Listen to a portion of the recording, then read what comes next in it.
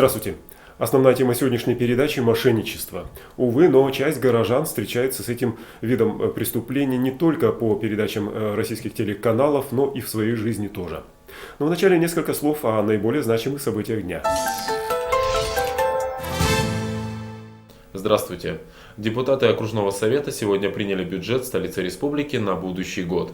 Доходы превысят 4,5 миллиарда рублей. Несмотря на столь внушительную сумму, на минимальные расходы городу не хватит четверти миллиарда рублей. Нельзя, кстати, не заметить, что большую часть расходов бюджета в этом году составит образование. Почти 40% расходов всех. А следом, если судить по доле в общих расходах, идет коммунальное хозяйство – почти 30%. Ну, наверное, мы сейчас не будем перегружать цифрами наших телезрителей, тем более, что завтра, наверное, более подробно я расскажу об этом. А на очереди сообщение о бюджете на будущий год компании «Алроса». Он был утвержден вчера вечером в Москве наблюдательным советом. Компания планирует получить от продажи алмазов на будущем году не менее 2 миллиардов 800 миллионов долларов. А чистая прибыль по итогам будущего года планируется в размере 1,5 миллиарда рублей. Угольщики-то, пожалуй, вот алмазники, увы, но ряд вот этих предприятий, которые досрочно рапортуют или, скажем, с хорошими результатами завершают год, из года в год не меняется у нас. Ну почему же я давно таких сообщений не вижу от золотодобытчиков? Ну, это действительно так. Впрочем, власти нашей республики тоже признают, что кардинально изменить ситуацию в золотодобывающей отрасли так и не удается. Хотя сдвиги тоже есть. Вячеслав Штыров накануне заявил, что федеральные власти списали золотой кредит в 5 тонн золота. Это так называемый золотой кредит в 10 тонн золота был предоставлен секретным указом Бориса Ельцина правительству Якутии для закрытия в конце 90-х годов ряда предприятий на нерентабельных месторождениях. Из этих же денег производился расчет по зарплате и иные выплаты работникам. И кроме того, были вывезены на материк около 5500 человек.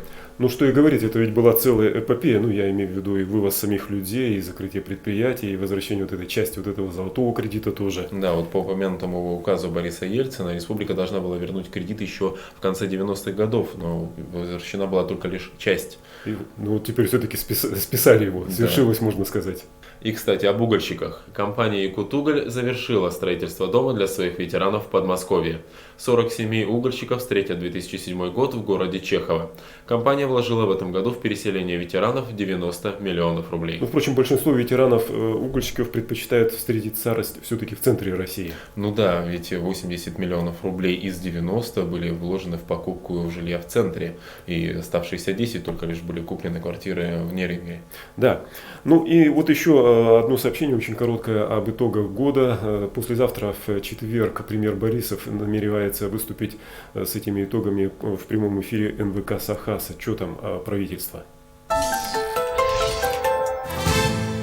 Ну, а теперь давайте обратимся к основной теме нашей передачи – мошенничеству. Ну, для нас как-то с вами привычно, что о каких-то громких, серьезных мошенничествах мы узнаем из передач российских телеканалов. Возможно, по этой причине августовское сообщение Саха-информационного агентства о мошенничестве в депутатском прозвучало как бы недоразумение какое-то. Оно было заглавлено: глава филиала Сбербанка России в депутатском попался на краже 10 миллионов рублей. И далее следовало: по данным следствия, руководитель филиала Сбербанка России в поселке Депутатском, предоставляя фиктивные документы на получение потребительских кредитов, похитил 10 миллионов 770 тысяч рублей. А позднее выяснилось, что дело ограничивалось не только заведующим отделением Сбербанка и не только 10 миллионами рублей. Дело в том, что кредиты эти выписывались, казалось бы, на мертвых душ, но часть из них оказалась на самом деле очень даже живыми. Но до поры до времени не ведавшими о тех делах, о тех сделках, которые происходили в депутатском отделении Сбербанка. В конце октября я узнал, что на мне висит долг. На меня оформили кредит 430 тысяч. Так много? В Сбербанке. А вы каким образом? Потому что по документам я вообще прописан в депутатском.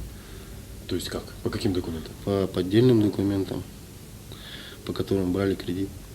А вы из депутатского как давно уехали? Я там не был никогда. Вообще? Вообще.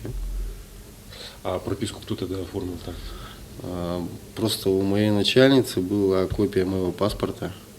Угу. Копия паспорта. А в паспорте прописка депутатская? Прописку они подделали, она заверена нотариусом депутатском. Что прописка якобы паспорта да, там была. Да. А копия паспорта вашего каким образом у нее оказалась?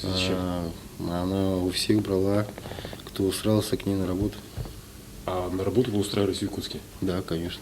А почему вы думаете, что именно она оформила вот, подложную? Потому что мне следователь так сказал. Вот транспортной милиции. Он мне дал вот эту бумажку, справку, что вот это. заведено уголовное дело. И сказал, говорит, приходи к приставу, и типа все нормально будет, тебя пристава трогать не будут. Я с этой бумажкой подошел к приставу, она, говорит, посмеялась, говорит, эта бумажка вообще ничего не значит для меня. Ну да, это Есть справка решение судьи, я буду его исполнять.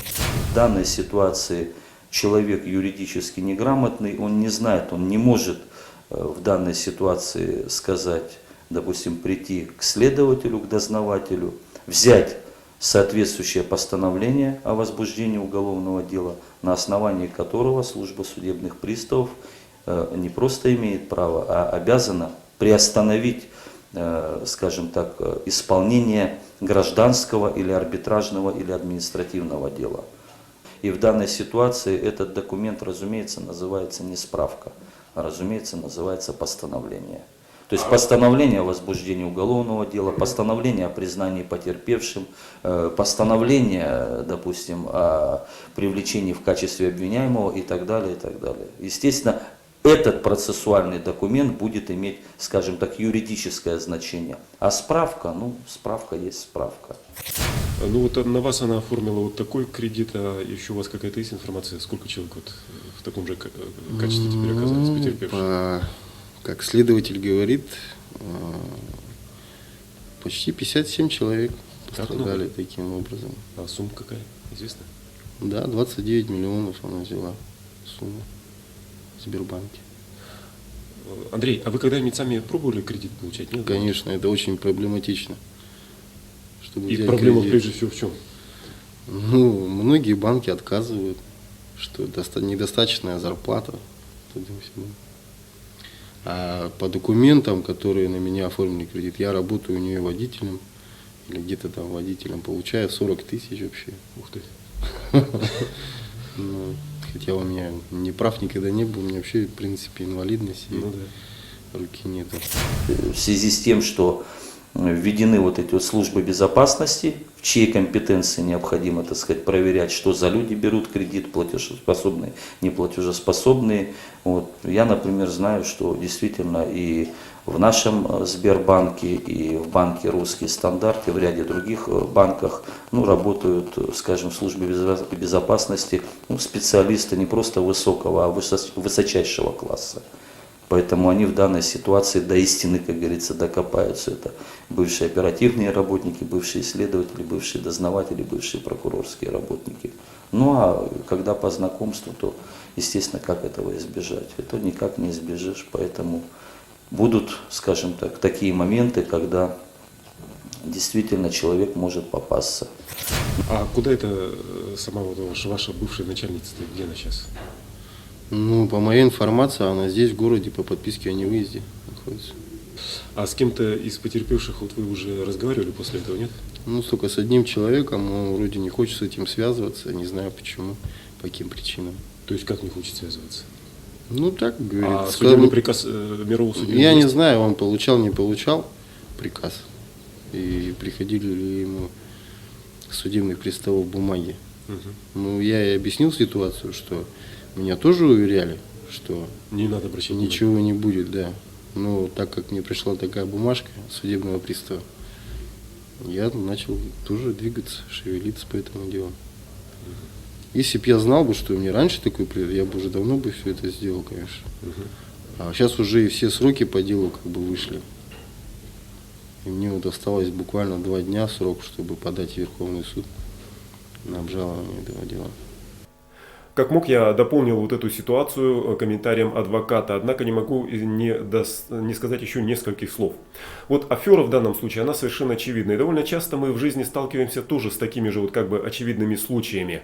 Но дело в том, что когда заходит речь о вот юриспруденции, то вот такого бытового, житейского понимания аферистов, оно, в общем-то, недостаточно. Потому что уже нужно, основываясь не на бытовом нашем сознании, а на актах юридического такого характера, основывать свою правоту и доказывать ее в судах, либо в следствии.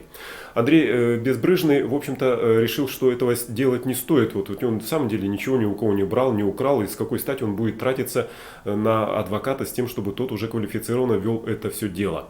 Ну, наверное, он в какой-то степени, ну, понять можно его, по крайней мере, но все-таки согласитесь, что гораздо дешевле в конечном счете окажется привлечь адвоката с тем, чтобы потом не ходить, не переживать вот в связи с этой ситуацией, с тем, вернее, развитием событий, которые за ней последовали. Тем более, что действительно пострадавших было очень много, и в конце концов можно было просто скинуться на адвоката и решить все эти вопросы квалифицированно и достаточно безболезненно для самих потерпевших. На сегодня все. До завтра.